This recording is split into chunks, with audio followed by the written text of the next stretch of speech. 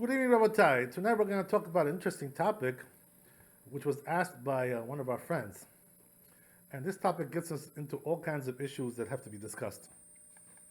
So, very interesting question. Simply the question was like this: are you allowed to shake hands with a woman? If you're wearing gloves, she's wearing gloves and you're wearing gloves, both of you or one of you, whatever it is, right? Wearing gloves.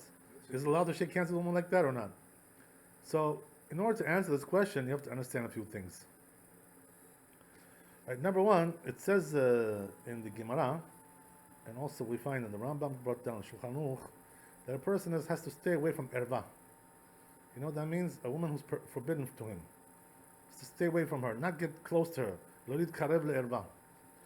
So this means that a person shouldn't do all kinds of things which bring him close to a woman. What does that mean? Touching, kissing, hugging, things like this. These are things that we're talking about. A person is not allowed to do that. So when is he allowed to do that? When he gets married, obviously. When he gets married, let him do whatever he wants with his wife. That's already something else. But all the while that they're not married, and she's forbidden to him for some reason or other, either because they're single, or she's a nidah, she didn't go to the mikveh, whatever it is, right? All these kinds of things. So the question is, are you allowed to shake their hands? So the truth is that, according to Rambam, you should know one thing, that even touching a woman who is forbidden to you is forbidden from the Torah. Why is that? Because it says, Lorid karev le'erva, he shouldn't come close to erva. So a person has to be very careful. Lid karev, by the way, the word lid karev doesn't mean to touch her, it means even to come close.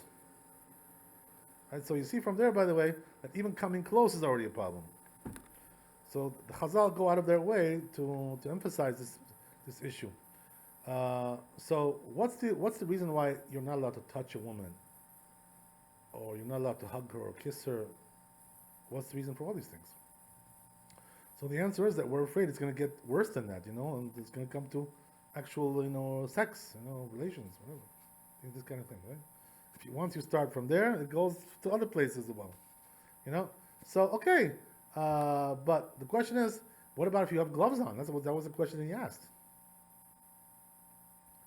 So, after thinking about it for a few minutes, this question, you should never answer these questions, by the way, very quickly. First, you should think about it a little bit. It says in Pirkei Avot, "Havu metunim bedin." You know what that means? In Pirkei Avot it says, "Be when you judge something in halakha and Jewish law, be slow, to deliberate. Don't be so fast. Don't be so quick to judge. Think about something for a while, and until you get the right approach, the right outlook to the issue." So, after thinking about it, what really came to my mind? Something very interesting, right? As we said, that first of all, Shulchan Aruch doesn't say to touch is forbidden, even to come close is forbidden. And this, by the way, has a lot of connotations in halakha. The truth is that a man is not allowed to even do other things besides touching a woman. Like, for instance, staring at her, even is forbidden. You know what I mean? To enjoy her beauty, just to stare, gaze. Wow, she looks very nice. Yeah, but, she's forbidden to you. Why are you looking at her? What business do you have with her to look at her, So even that is forbidden according to halakha. You're not allowed to stare at a woman, to gaze at her, to enjoy her beauty. Unless, right, the classic case is, it says in the Gemara, Masechet Kiddushin, it says over there that when you are going out with a woman, to see if she's suitable for your marriage, so you're allowed to look at her to see if she's, she's attractive to you. Once you've ascertained that she's attractive, now you just, gotta let go of it and make a decision. You want to marry her? You don't want to marry her? Make up your mind, one thing or the other, right? But the point is that besides that issue of deciding whether she's attractive to you, a person, shouldn't just be looking at women in the street, checking girls out like that, because he's doing it for pleasure. You're not allowed to get pleasure because this woman is forbidden to you. Because once you look at her, the next thing will be that you're going to talk with her and then touch her and kiss her and God knows what, right? It's going to come to something much, much worse. So this leads to that leads to this. But according to the Rambam, it's not a matter of just, rabbinical, that the rabbi said, oh, you may come to do this or that. No, the Torah itself says, don't come close to erva, don't approach her. So what does that mean? Even touching her is not allowed. So therefore the poskim say that you're not allowed to shake hands with a woman because of this reason. So let's say you have a business meeting with a lady, right, or some kind of a lawyer. She's a lawyer. She's a business partner. I don't know. God knows what, right? Doctor, whatever it is, all kinds of things. Doesn't make any difference. When you meet her, you shouldn't be shaking her hand. Why is that? Because you're touching her. This is the problem. Going to Rambam, as we said, it's from the Torah. So I want to make you understand, by the way, how far this goes. This issue, right? First of all, the Chazal say some very severe things about this. They say that if a person, even if he has Torah, like Yoshua bin Nun, like Moshe Rabbeinu, he's a big Chacham, like that, a big tzaddik like that. Nevertheless, if he even just to look at a woman's pinky, to see the beauty of her pinky, to enjoy that, he won't escape from Geinam, from Jojocheti. Even though he has a Torah like Moshe Rabbeinu, like Yoshua bin Nun. He won't escape. Can you imagine? Just because he wanted to enjoy looking at her pinky to see how nice it looks. What's in a pinky, Are you talking about a married woman here? Even a single girl. If she's forbidden to you, why is she forbidden to you? Because you didn't marry her yet. I see. So you're not even supposed to...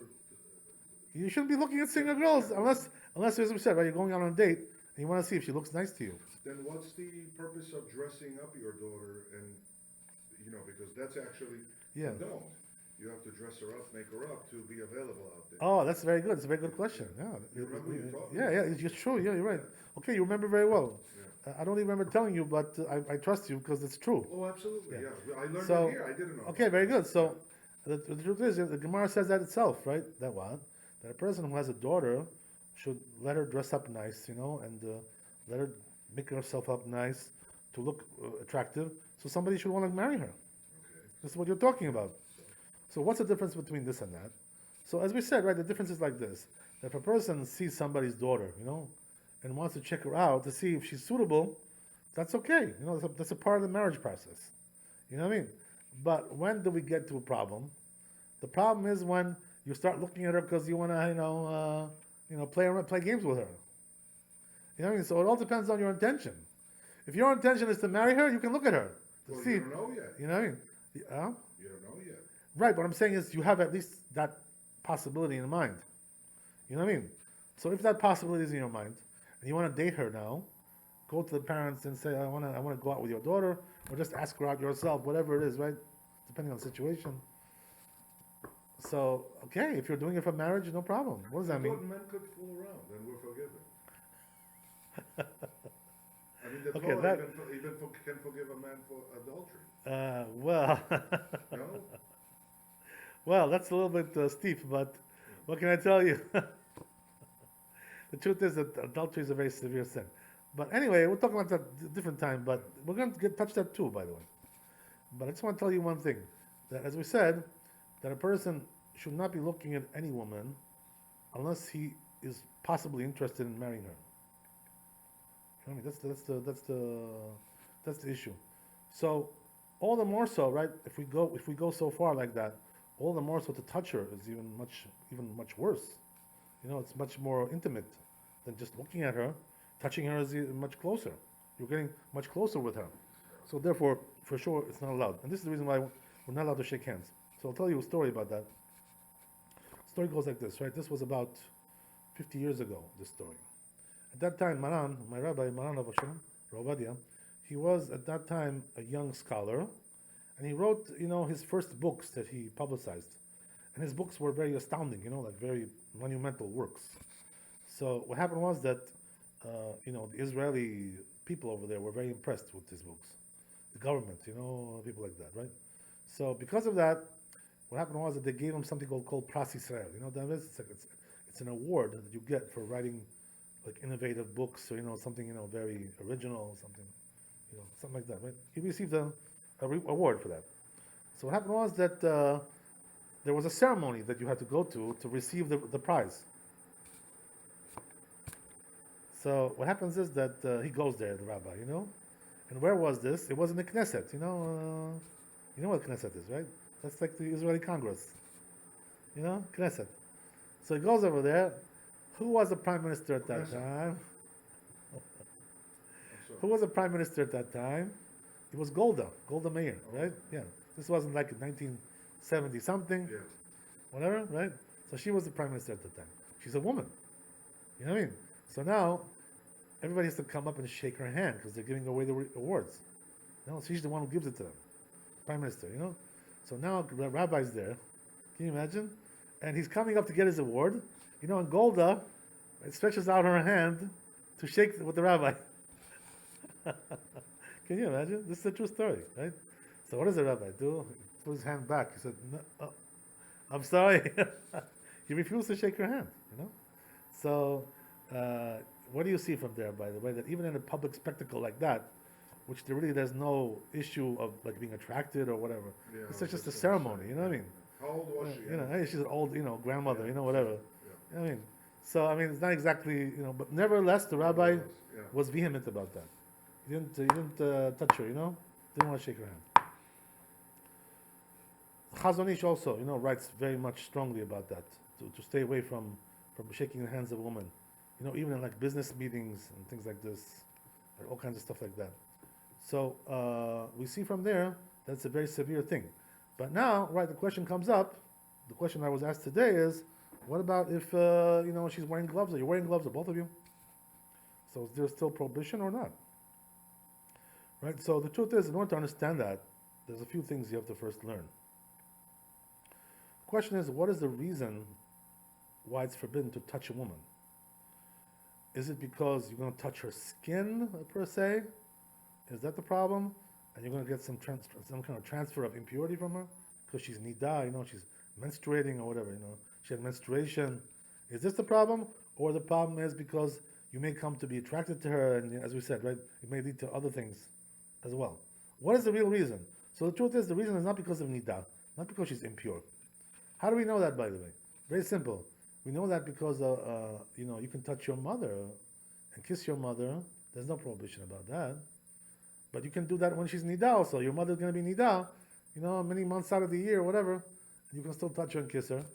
So therefore, it's not because you're going to get some kind of a impurity because she's nida. This is not the reason why they forbade to touch a woman. Because you're allowed to touch your mother even if she's nida. And same applies also to your daughter as well. You can touch her. Your mother you can touch, your daughter you can touch. What about your sister? Your sister you cannot. The truth is, the sister is not allowed. If she's already grown up, she's like 9 years old, above that, not allowed to touch her anymore. So, okay, right, even 3 years old, by the way, is a problem. When I say 9, I'm talking about the males. Right, the males is 9 years old, and the females is 3 years old, according to halacha. What's the reason why 3 years old for women? The reason is because at 3 years old, the Chazal say she's already possible to have relations with her at that age. In other words, do something, even though it's not exactly the most pleasant thing in the world, maybe, but it's possible, physically. So therefore, since it's possible, once she's 3 years old, it's already forbidden. What about the male? The male cannot really have like relations with a woman until they're like 9 at least, so that's the age where it's forbidden already for the men. This is the difference between the men and the women. Because with the men you have to get erection, so until they're 9 years old it doesn't really happen. It could be even more than that, but 9 is like the minimum, the cutoff. Okay, so so the point is like this, right? That it's not a matter of the impurity that you're going to get from the woman. That's not the issue, because otherwise you won't be able to touch your mother. That's not the issue. The issue is because you may come to be attracted to her, and it's going to lead to all kinds of things. So you have to stay away from that. That's the whole point, right? So therefore, the thing is like this now. If a woman is wearing gloves, right? There's all kinds of gloves, by the way. There's thick ones, there's thin ones, all kinds of different types of gloves. So the point is that, can you really get pleasure by touching somebody, even not on their skin, like on their clothing? The truth is, yes, you can. Let's say if you hug a woman, right? You hug her, and you enjoyed hugging her, even though you didn't touch her skin, but there is an enjoyment there going on, or whatever it may be, right? You touched her somewhere on her body, you can still enjoy that, even though it's not really on her skin. So therefore, since you enjoy it, and there is a certain kind of pleasure there, even though you're not touching her skin, therefore it's forbidden, just like touching her skin. But the truth is, it does depend on a certain thing over here. You know what it is? There is an exception here. that sometimes bemet, it's very true that it's better to use gloves when we have no choice. For instance, let's say you have a doctor, right, who's examining, some patients, right? So he's a gynecologist, so he has to, put his hand, in her private parts. This is the way it's done. You know what I mean? So how do you do that as a doctor? How can you touch the woman? So the truth is that if there's no choice, we allow that because it's an examination, but it would be a very nice idea for him to use gloves because this would definitely diminish, the contact that there is between the man and the woman. So in a case like that, when there's no choice, it's better to use gloves, obviously, but it doesn't mean that if you use gloves and you do it for pleasure, you're not going to get any pleasure. It's not really true. You may, and it may also lead to other things as well. So therefore, the fact that you're covered with gloves or some kind of clothing doesn't really preclude the concept of getting pleasure from a woman or doing something more severe with the woman. It could very well lead to something more severe anyway, even though you're wearing gloves right now. This is the idea. So therefore, right, the truth is that according to what we just said, the more correct way of understanding this is that even if a person is wearing gloves, he still shouldn't be shaking hands with a woman, and vice versa, right? Doesn't make any difference. This way around, that way around, it's all the same, right? The woman is also forbidden, and also the man is forbidden. They both have their prohibition. So there's also another thing which has to be discussed. You know what it is? There's also the element here that there is a discussion in halacha regarding a person who commits adultery, or does some kind of a sin. Right. So the question is like this: let's say the guy used a condom, when he did the sin. He used a condom. Today it's very common, right? They use condoms, especially people who are, very loose with their sexual, behavior. Everybody's using condoms because they don't want to get diseases. They want to avoid diseases, all kinds of things. It makes sense. You don't want to get sick, even though it's the way of the sinners to do this kind of thing. Because really, the truth is that a person shouldn't be using a condom with his wife. Not allowed to do that. He has to be having children, so you should not be using the condom. Not allowed. But nevertheless, the question is, if a person did a sin and he used a condom, so the question is now, is he liable to death? Because let's say committed adultery, right? If a person committed adultery, he's liable to death. So if he used a condom, is he liable to death? Why is this question even asked? Because he doesn't really touch her when he has sex with her like that. There's no contact. There's no physical contact there, right? It's going through a medium, rubber, whatever it is, right? Latex, whatever it is, right? So since there is a medium over there, which is interposing between the man and the woman, so there is also, a thought to say like this, havamina, that maybe they should not be liable to death because they never really touched each other. You know what I mean? This is one possibility. So what's halakha bemet? Right? If you don't touch, if there's no touching going on in the sex act, it's still considered to be a sin fully or somewhat or not at all or what? How does it work? Right? That's the question. So the truth is that this is discussed in the poskim. This question, right? Maran Ovadia, he also has a big essay about this. They wrote a response regarding this, and also Rav Moshe Feinstein, another big rabbi from our generation. So they both wrote the same thing. First of all, Maran Ovadia, he brings an opinion over there that they're not liable to death if they use a condom. Why is that? Because bottom line, they didn't touch each other. So it's not really called sex. It's a technicality. There was no physical contact. So, okay, that's one way. But the truth is, the majority opinion is not like that. The majority opinion says that they're liable to death. What's the reason? Why? Because two things, right? Number one is it's called derech hana. What does that mean, derech hana? That you get pleasure from that, even if you use a condom. There is pleasure. Otherwise, why would people do it if there's no pleasure, right? Obviously, people are getting pleasure like that. Okay, maybe diminished somewhat, I don't know, some scintilla of a degree, diminished somewhat. But there still is pleasure there, right? So therefore, you're doing sex, and you're getting pleasure, and okay, physically there's no contact, but it's the way of sex to have like that sex, especially today, nowadays, the sinners, as we said, right, are using condoms, to do their dastardly deeds, right, their dirty deeds, they're using condoms. So therefore, it's the way of the sinners to use these things, and therefore it's called sex. It's a normal way to have sex today. This is the whole thing, right? So since it's a normal way to have sex, and also there's pleasure involved, you know, so therefore this is the reason why most of the poskim say that it's considered to be liable to death. In other words, it's considered to be like adultery. No questions about that, right? So according to that, now, right, let's come back to our discussion. You can also learn from there that the gloves doesn't help you. Why? Because even if you're not touching, if you are having some pleasure there by shaking her hand, so that's like the same thing as using a condom during the sex act, right? There's no touching, but you're getting pleasure. There is some pleasure involved. So the truth is, right, you see from all these sources one main idea, that a person really should not, if he has a choice, in other words, right? As we said, right, with a doctor, there may be no choice. When a person does have a choice, what should he do, right? He shouldn't shake her hands at a woman, even with a glove. Because this is still, there may be some pleasure there involved, but, this comes to exclude something else, by the way. Because Rabbi Moshe Feinstein, has a tshuva, also about another interesting thing, which is like, very pertinent to where we live.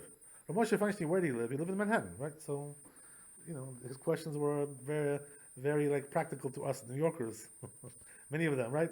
So the question that he was asked was, when people are going on the subway, right, or a crowded subway, or a crowded bus, right, or whatever, and they're rubbing against each other, on the bus, they're touching each other. There's no choice. You're like sardines over there, You know what it is, right? You've been there, you know what I'm talking about.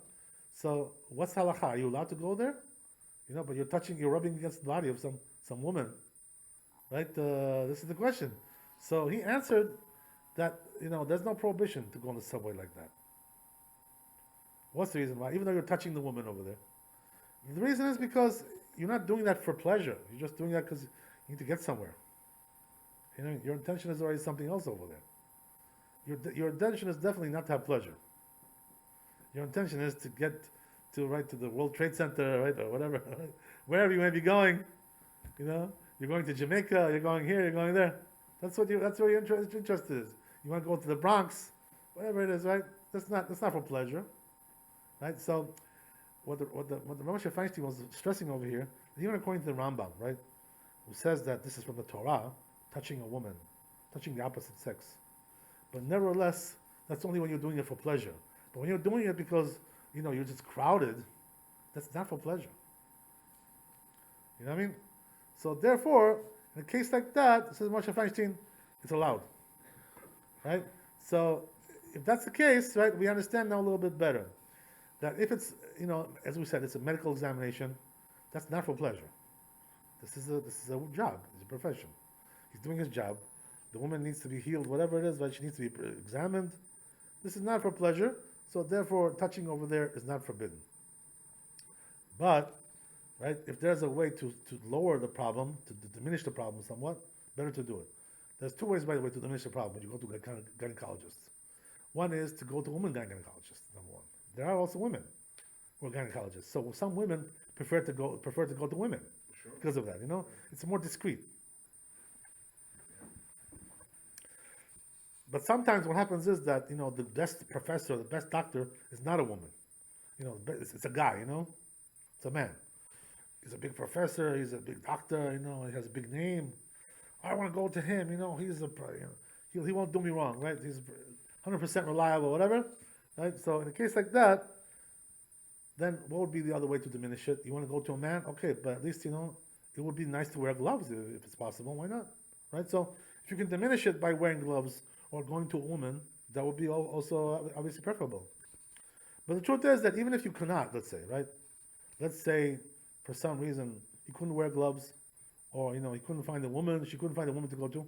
Still, he's allowed to examine her, because this is his job. This is not for pleasure. You know what I mean? So you see from there that only for pleasure it's really forbidden. That's the whole idea. For pleasure it's forbidden, but for other purposes there's really no problem.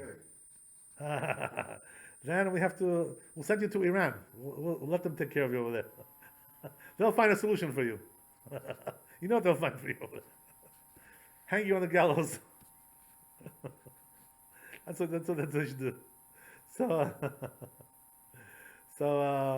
getting back to what we said, right?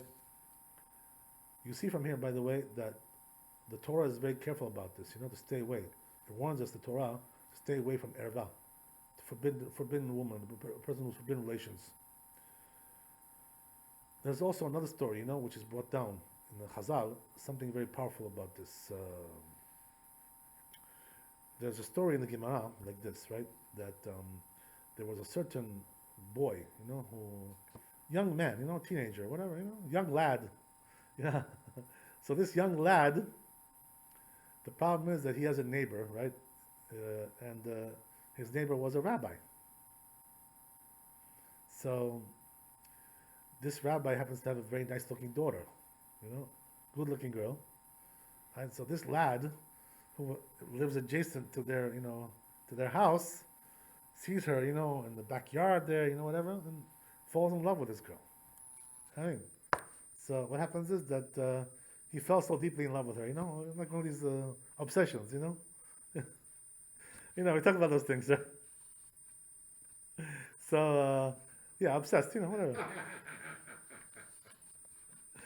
So, when they're young, that's what happens to them, what I mean? They get like really, they get really, So, so what happens is like this, right? That he becomes sick because of that. Can you imagine? Physically, he was ill. The guy's like needs to go to the hospital. He's so obsessed with her. Diabetes. I know the feeling. So, so what happens is, right? He goes to the doctors. Doctors examine him. Stethoscope. What's going on. So what do they see, right? They say, oh, you're in love with that girl, huh? I see. Okay. Okay. So they said, what was the prescription that they wrote for this guy? Not medicine, not injections, right? Not infusions, not anything like that. What did they say? They prescribed only one thing. It's going to save his life.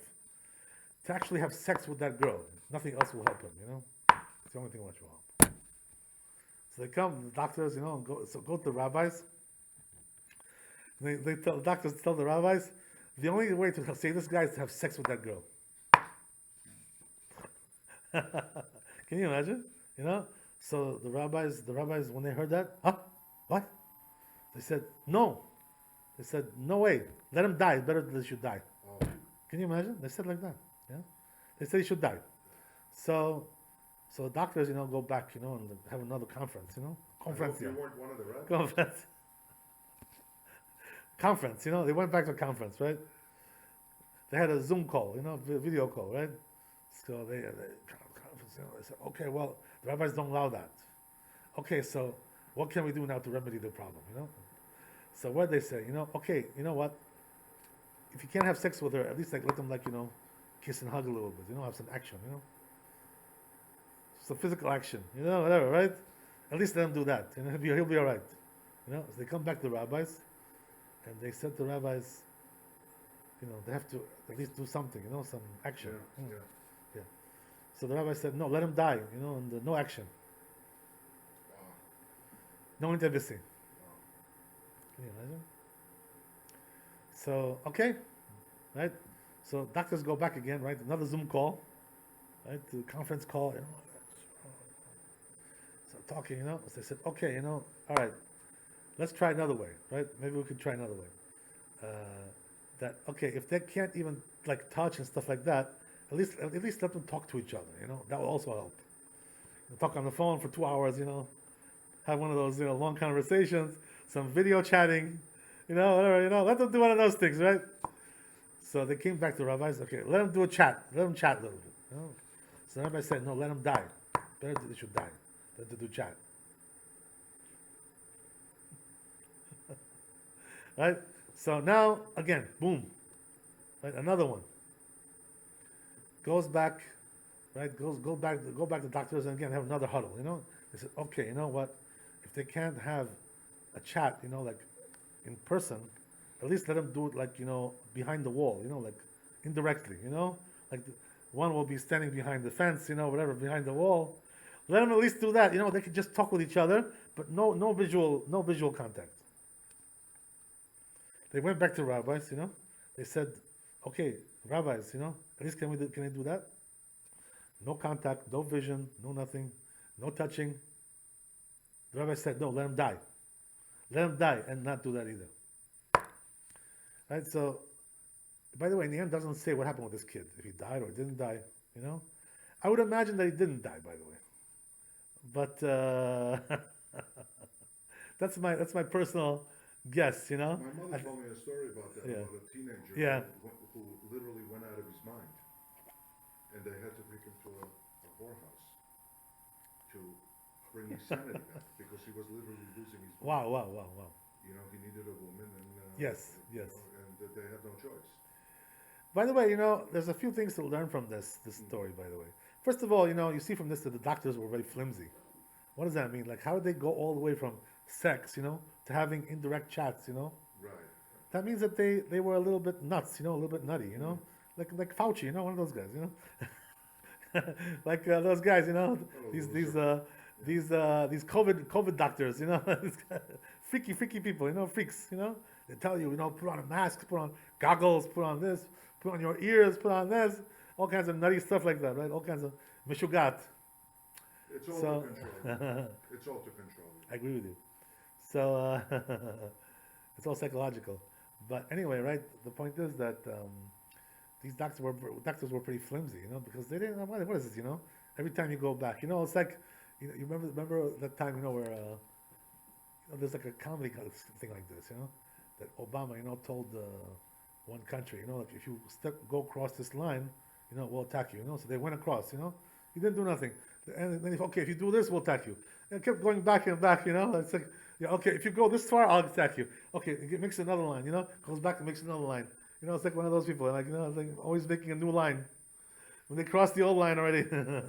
Coward. Told Israel, the only way you're going to be really recognized by the world and embraced is if you go back to 1967. You remember that? In other words, commit suicide. Yeah. When you're all dead, then you'll be recognized.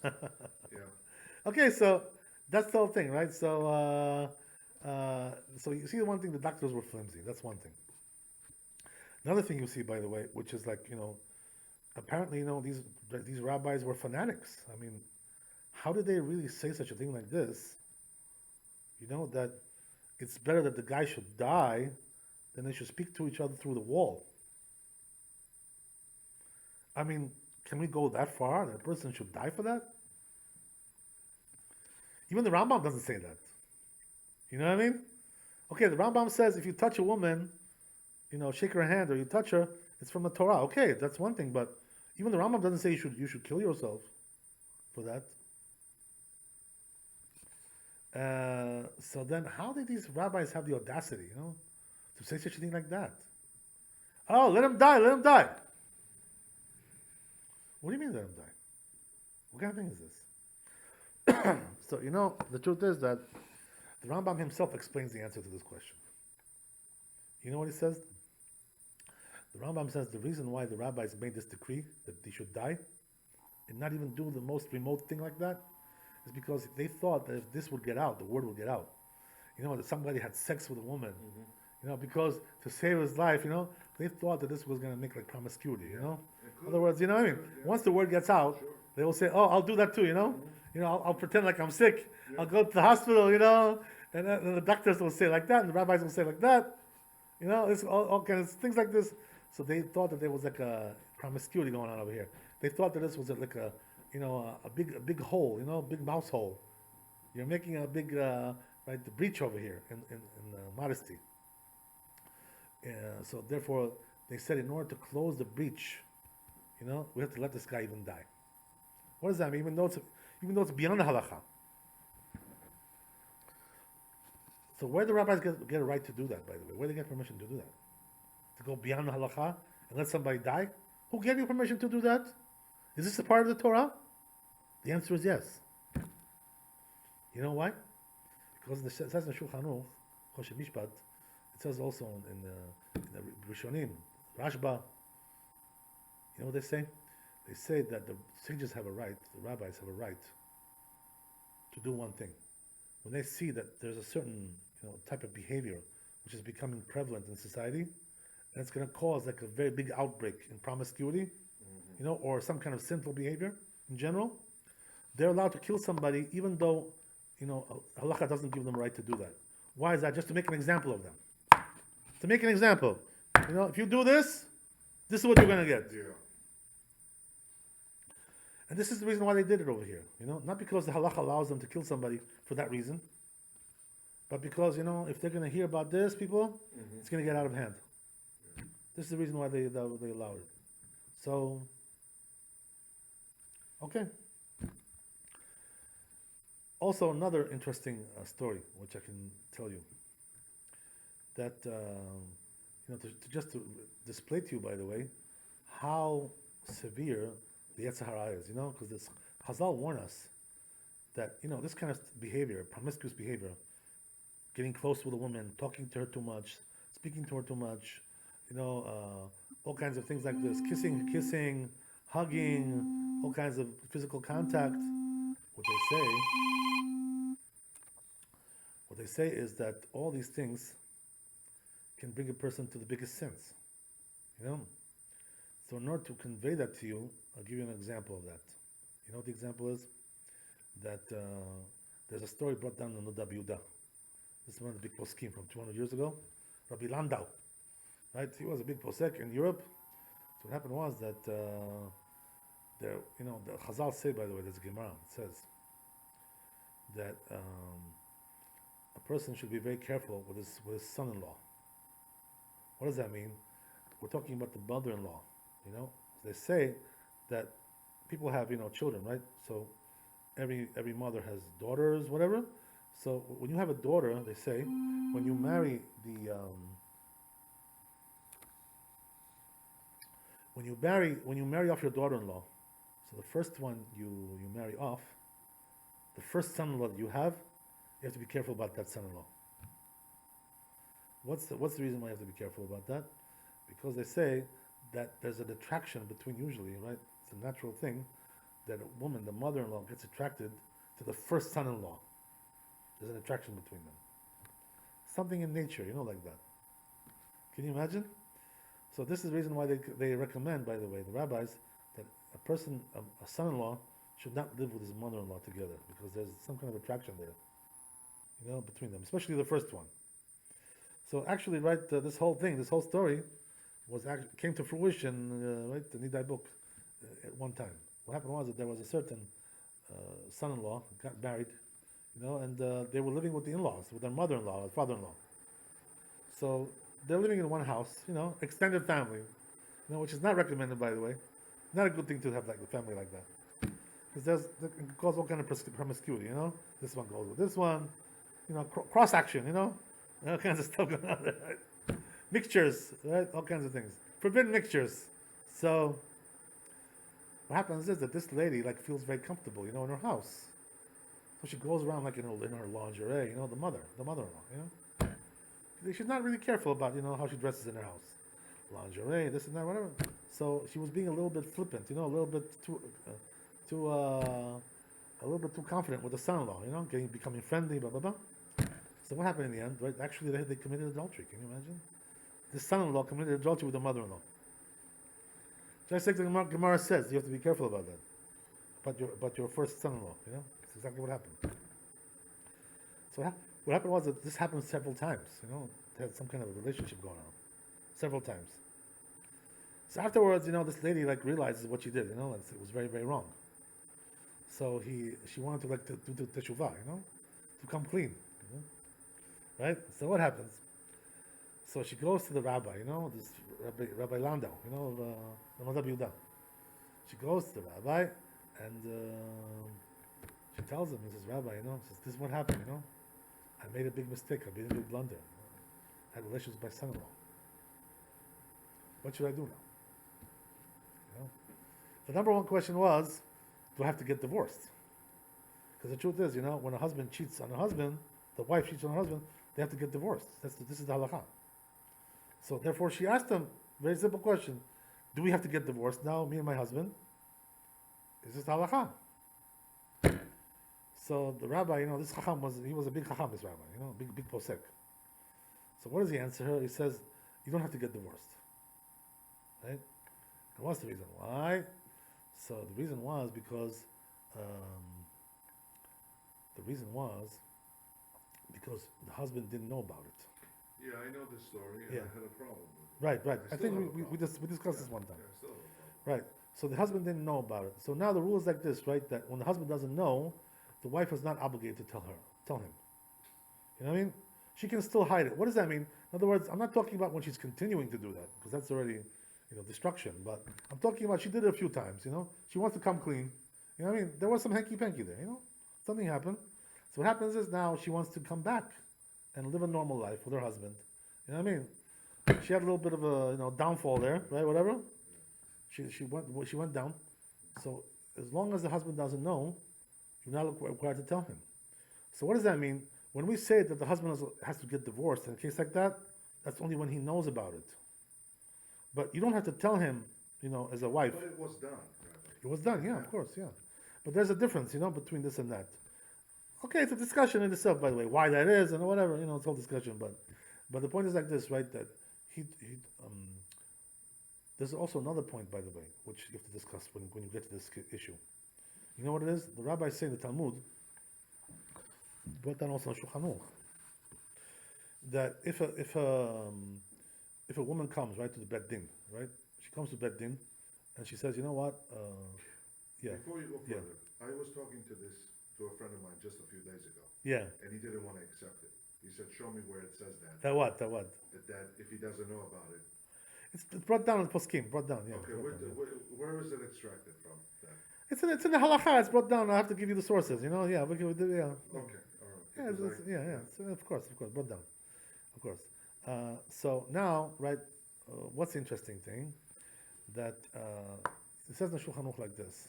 It's all in the Shulchan Aruch. These things brought down everywhere. Talmud, Shulchan Aruch, poskim, brought down But everywhere. this is rabbinical.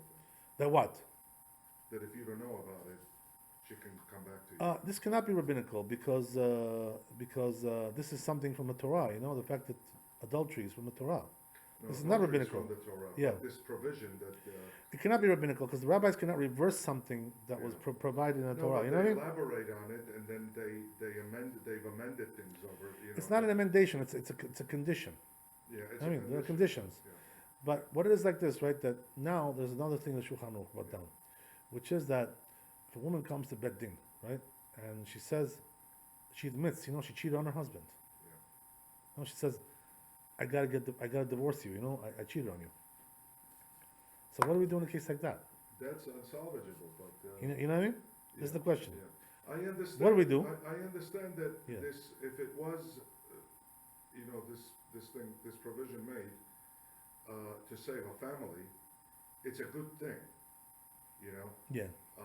But the whole idea, one of the ideas of salvaging a family or a marriage, if somebody did something behind the spouse's back, okay, is physically it happened, okay. I know from you for a fact Yeah. that it's unlivable. The halacha says, and even Aaron told me, it's unlivable with a woman, or even vice versa if man is not forgiven.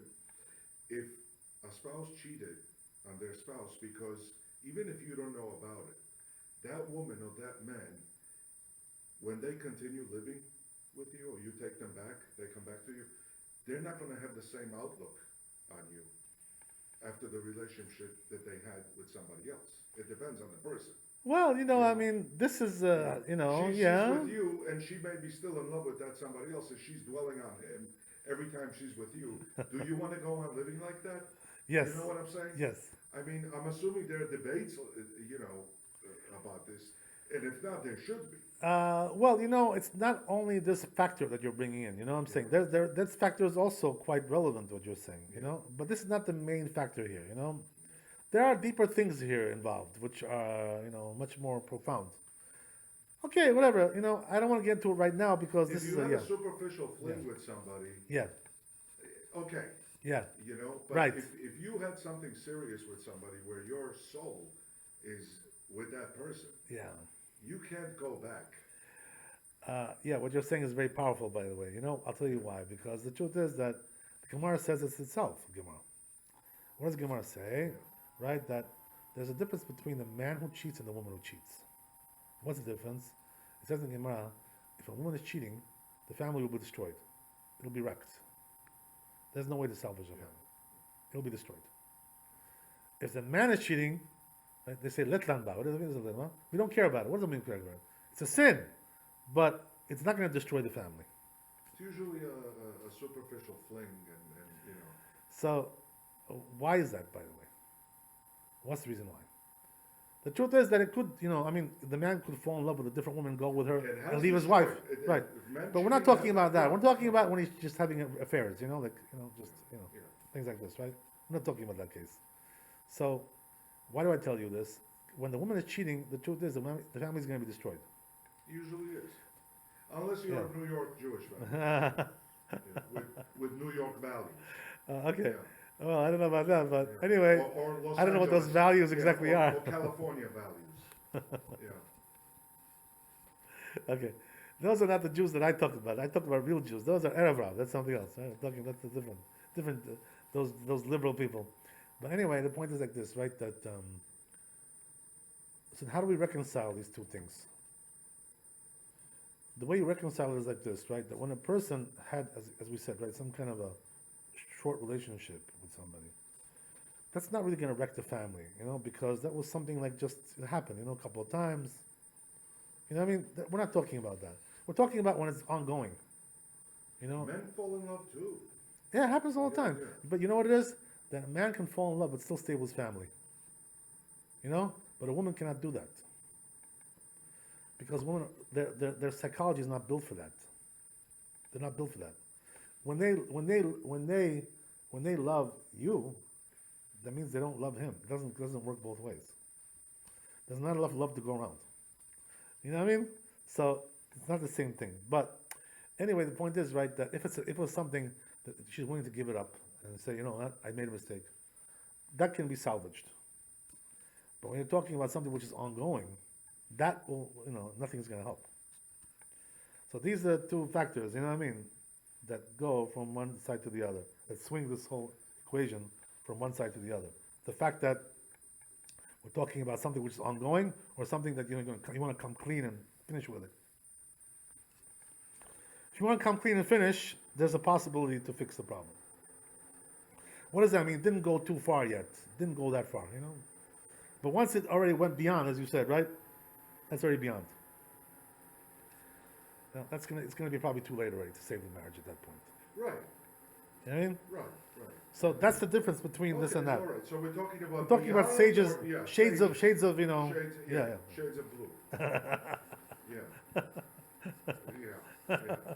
So there is some validity to whatever. Of course, there's no question about it. Listen, everybody knows what they know. People know things. There are things. People have experience. They live life. They have all kinds of experiences. Yes. But what do we see from this whole story, right? The rabbi told her, you don't have to get divorced. But what I was telling you was like this, right? There's also another halakha, which says like this, that if the woman comes to Bet Din and says, I cheated on you, we got to get divorced. I'm sorry. What's the halakha? What happens over there? So the truth is, in the Gemara, they write that we don't believe her when she says this. What's the reason why we don't believe her? Because she's a liar. Why would she lie? What's her motive? What's her motive? Yeah. Genetics. Well, that's not a motive. That's a nature. So, you know what the Gemara? You know what it says over there in the Gemara? The reason why we don't believe her is because we have a suspicion about this. What's the suspicion? That she didn't really cheat. She just wants out. Right. That's exactly it. She's looking for an excuse to get out, and she learned the halakha. But when you cheat, you get divorced, right? So she's using this as a ploy to get out of the marriage. In case your lady scholars are listening to this, close your ears. Don't learn this. Don't learn this part. You're making me laugh. Your lady listeners are going to use this as an excuse to get out. Okay, that's it. The world is over. The world is over. It's over. It's over. Okay, so what do we see from this, by the way? What's the connection to our discussion? The connection is like this, that even if she says so, we don't believe her. Interesting. So that's the reason why there's no reason for her to go and tell, to people that she cheated. Can we believe anything they say? So we don't believe her. So who's the only one we're going to believe? Melania Trump. Who are we going to believe? The only person you believe is, just a regular, bystander, witness. Yeah, Just saw something. sure. He came and testified. Mm-hmm. This is the one we believe. But when it comes to the wife, we don't believe her even if she says so. So there's no reason for her to come out and say, oh, I cheated on you. It's not going to help her with anything. This is the reason why the rabbis say, better not to tell her. Tell him, because you're not going to get divorced anyway. They're not going to believe you. You know what I mean? Yeah. Nevertheless, by the way, you should know that, notwithstanding all we just said, the rule is that, if the husband believes her, he's allowed to divorce her if he wants. In other words, what we're saying is like this, right? That he doesn't have to divorce her because she may be lying. But let's say he kind of knows that she's telling the truth. He feels it, like he knows, he can feel it. He knows there was some hanky-panky and all that. Sure. You know what I mean? Something, you feel these things, Yeah, right? I feel these things. So what happens is now she goes and, right? He goes and says, "I believe you. I won't divorce you." He's allowed to divorce her if he wants to, because Without he, witnesses, yeah, he feels that she's telling the truth. So then if he feels it, Yeah. then she's not lying. Huh? Then she's not lying. Well, he doesn't know for sure, He doesn't know for sure. but if he's he feels it, he's if he willing to senses he's willing it, to bet on it. Yeah. So if in a case like that, he's allowed to divorce her if he feels that way. But in general, though, the Bet Din cannot force her to force them to get divorced because of this, because we don't believe her. You know what I mean? But nevertheless, right, the Noda Yehuda, the rabbi who dealt with this lady, he told her, just go back to your husband, just go back, and he told her to do some things because she's going to do tikkun, teshuvah, to do some teshuvah. Yeah. So The problem with yeah. them is, I just learned this, that when they're lying, and even when they're telling the truth, they're not believable. So, either Yeah. way, it's a losing proposition with them. Well, it is what it is. But anyway, right? It is what it is. But anyway, the bottom line is that you see from here, by the way, how careful a person has to be, about getting close to a woman. That's why the rabbi said, don't listen to a woman singing. If she's in front of you, if she's in the same room, don't listen to her voice. Don't touch her. Don't talk with her too much. Too many words, with a woman. Too many conversations. Touching, kissing, all kinds of hugging, all kinds of stuff like this. All these things bring on, to things which are come worse and worse and worse, and it goes down from there, right? It can lead to all kinds of terrible things, So this is the reason why. Bottom line, right? What our friend asked us today about touching a woman, right? With gloves on, right? Shaking your hand with gloves. The obvious answer is no. You're not allowed to shake your hand with gloves. Why is that? Because just to repeat the reasons, right? Yeah. You understand.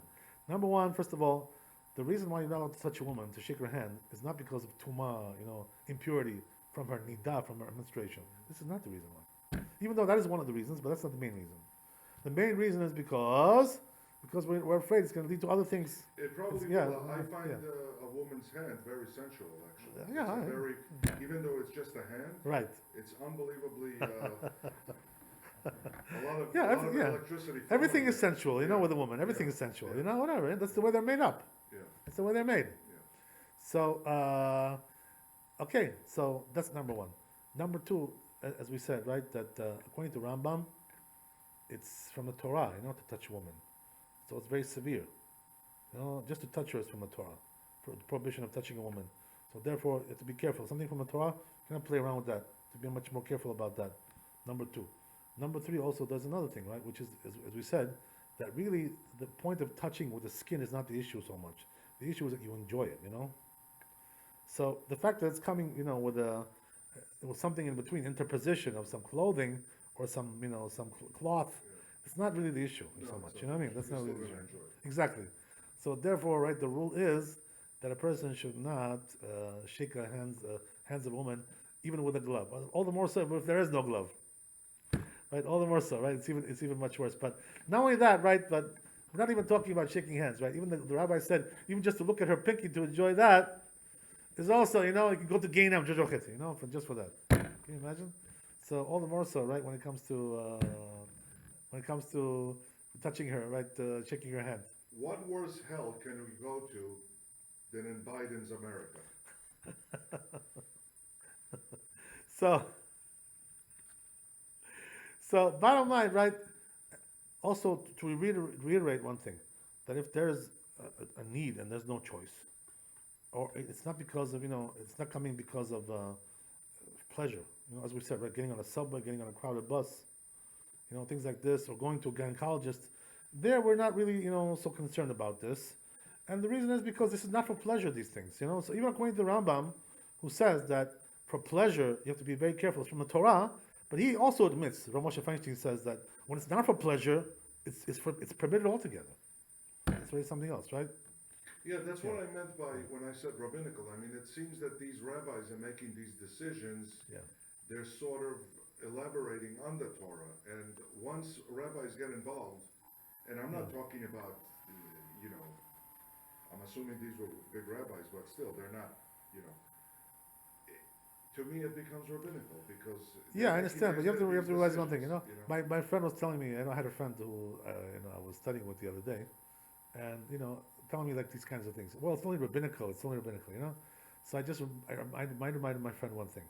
I said there's two Gemarot in the Gemara. One Masechet Brachot, one in Masechet Eruvin.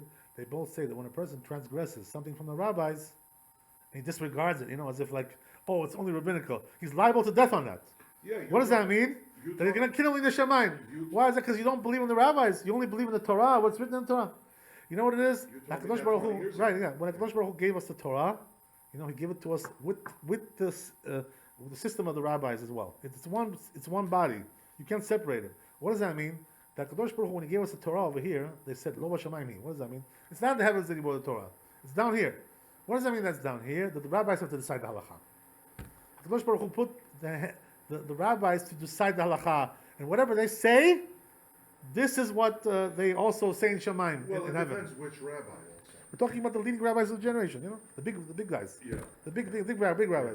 We're not talking about small fries, right? No, but We're not talking about these guys. Right, But anyway, right? we have a right Yeah. to know the wisdom of that rabbi that's making these decisions. They have wisdom. Believe me when I tell you. But another.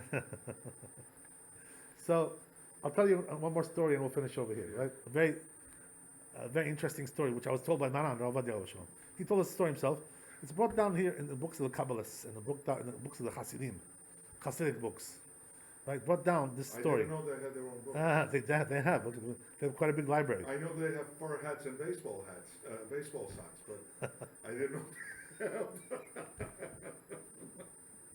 Okay, so what's the story? Something unbelievable. That it's a true story, by the way. That somebody got from Mina Shamayim, whatever, brought down for us. They say that there's a Rambam, like this. What does the Rambam say? That he says that if you believe that God, has like an image, a physical image, he's a physical character, so you're considered to be a heretic. Because God has no body, he has no physical image. So what does that mean? Says the Rambam, if you believe that God is a physical being, you have no portion in the world to come because you're a heretic. Can you imagine? So the Rambam says. That's interesting. So they say, right, that when the Rambam said that, when he wrote that in his book, Mishneh Torah, so what happened was that they went to Gan Eden, There was some souls over there. And they took them out, Gamagdas, they kicked them out of there. They said, oh, but now there's this rabbi over there, Rabbi Moshe ben Maimon, and he says that that anybody who believed that God had a physical image, and you did, so get out, go to hell, go to purgatory, go to Gehinnom. Why is that? Because Rambam says you have no portion in the world to come. So what does that mean? The rabbi decided, and because the rabbi decided, they threw them out of there. So they threw them out. Can you imagine? Get ejected, excommunicated from there. So it's nowhere was that written in the Torah. He decided that. It's from the Torah, of course. All these things are from the Torah, Yeah, it's from the Torah. Yeah. But there's also judgment there, of the rabbi himself. You know what I mean? How to judge that. So what happened was that then there was another rabbi, who argued with the Rambam. His name was Ravad. If you look at the book of the Rambam, there's like a margin over there, on the side. That's the Ravad who argues with the Rambam, many things. So they have always arguments going on. right? The Ravad and Rambam. So what happened was the Ravad, once he saw that Rambam, he commented on that, he argued with him. He said, how can it be, that, okay, it's true. I mean, God has no physical image. That's very true. But how can it be that a person who thought by mistake that God has a physical image, that he has no portion in the world to come? That's like going too far, like in other words, like, okay, I mean, it's a common mistake that people make this mistake, because it says in the Torah, the hand of God, the face of God, Why does it say the face of God if God has no physical image? Yeah. This is all allegorical, It's not meant to be taken literally. But nevertheless, when people read this, simple people, they think, maybe God has a face, maybe God has arms. So even the slogan "God created man in His image" is allegorical, basically. No, that's very true. That's very true, by the way. It's very true. Yeah, that's a different discussion in itself, by the way. That whole thing. We have His image of God. We do. But the point is like this, right? That the Ravad came and argued with the Rambam, regarding this. He says, no, they do have a portion of the world to come, because, I mean, there was an honest mistake. Come on, give me a break, Okay, a person thought that, God has a body, He has like a big chest, macho, macho body, It's an honest mistake. So how would you think that a person has no portion in the world to come if you said that? So the Ravad comes and argues with the Rambam, So now what happened was like this, right? They say that once the Ravad wrote what he did, argued with the Rambam, they took back those people, who kicked them out from Gan Eden. They put them back. They said, oh, now came, this rabbi and let you back in, He said you guys are okay. So what they did was, after they kicked him out, they brought him back in. Can you imagine such a thing like this? So what is it coming to prove to you? That lo b'shamayim, right? Whatever the rabbis decide, this is the halakha. Whatever the rabbis decide over here, that's what Hashem listens to. They come, they say, right? The angels in Shamayim, they come down over here. If they're looking to see what's halakha, they come down here because the rabbis decide what's halakha. The angels don't decide that. It's not decided by the angels. It's decided by the rabbis, So the whole system of Judaism is what? That it's in the hands of the rabbis. That's the whole point, I wish they decided this election. So, right, and by the way, this was the Imach Shemo, this was the sin of Yeshu. That he rebelled against the rabbis, And that's exactly what they said in the Gemara, right? That whoever rebels against the rabbis, his punishment is boiling excrement. That's his punishment, So what does that mean? The system of the rabbis in Judaism is a very central theme. Without that, there is no Judaism, But their story says that he rebelled against them because they were corrupt. Right, but that's what everybody says, Oh, these rabbis, they're taking money, They don't have their excuses. Yeah. But the bottom line is, you're a punk, These rabbis are smarter than you. Why do you think you're smarter than them, So that's the whole thing. Once a person rejects the rabbinical Judaism, he rejects Judaism altogether, It's a package deal. Either you take both, or you don't take nothing. Okay, Baruch Adonai Le'olam, amen. Thanks for coming. God bless you. Health, wealth, and happiness. The prelude of the lecture